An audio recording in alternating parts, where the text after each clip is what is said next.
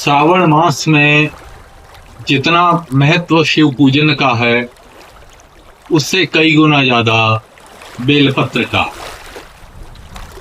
त्रिदलम त्रिगुणाकारम त्रिनेत्रम च त्रिधायतम त्रिजन्म पाप संहारम बिल्वपत्रम शिवार्पण।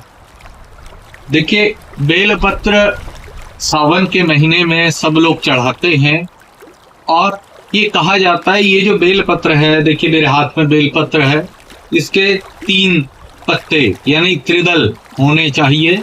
यही बेलपत्र भगवान शिव को चढ़ाना चाहिए। पहली बात, क्यों त्रिदल युक्त बेलपत्र चढ़ना चाहिए। दूसरी बात, बेलपत्र का क्या वैज्ञानिक आयुर्वेदिक प्रयोग है और क्या इसका महत्व है। देखिए, अब मैं आपको समझाने का प्रयास करता हूं। ये जो बेलपत्र के 3 दल हैं, ये त्रिगुणात्मक सृष्टि का प्रतीक है, सत रजतम।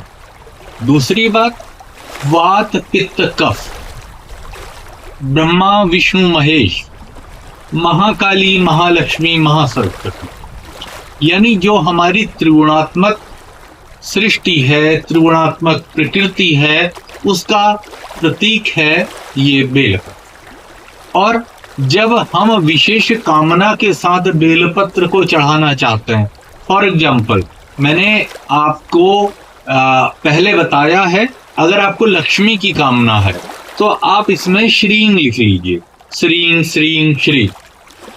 11 बेलपत्र ले लीजिए, श्रींग लिख लीजिए और ओम श्रीं नमः शिवाय, इस प्रकार से भगवान शिव को बेलपत्र चढ़ा दीजिए। कैसा ही लक्ष्मी का भाव हो वो दूर हो जाएगा। दूसरी चीज, अगर आपको रोजगार संबंधी कोई परेशानी हो वो भी दूर हो जाए।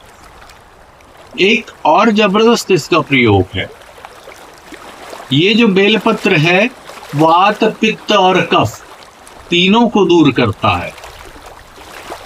आप 11 बेलपत्री त्रिदल में ले लीजिए, उसको उबालिए, उसका काढ़ा बनाइए और उसको नियमित रूप से सेवन करना शुरू कर दीजिए। कैसा ही डायबिटीज हो धीरे धीरे ठीक होने लगेगा, कैसा ही उदर विकार हो वो भी ठीक होने लगेगा। ज्वर आदि कई चीजों में रामबाण औषधि है। उसके अलावा जो हमारे शरीर में वात पित्त और कफ 3 चीजें होती हैं, उन तीनों दोषों को ये नियंत्रित करने में बड़ी सकारात्मक भूमिका निभाता है। इसीलिए इस बेलपत्र को भगवान शिव को चढ़ाया जाता है। एक बात और है, भगवान शिव को ये जब बेलपत्र चढ़ा दिया जाए, आपने अमूमन देखा होगा कि अगर किसी भी देवी देवता को कोई पत्र पुष्प इत्यादि चढ़ा दिया जाता है तो उसके बाद उसका दोबारा प्रयोग नहीं हो सकता। लेकिन ये बेलपत्र एकमात्र ऐसी वनस्पति है जिसका प्रयोग हम कई बार कर सकते हैं।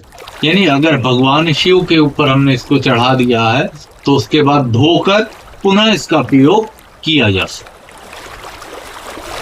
तो इस प्रकार से आप देखते हैं, समझते हैं कि बेलपत्र कितना महत्वपूर्ण है हमारे लिए, और आप नियमित रूप से इसका प्रयोग करना शुरू कीजिए और इसके लाभ महसूस कीजिए और मुझे बताइएगा कि अगर आपने इसका प्रयोग किया है तो कितना लाभ आपको हुआ है।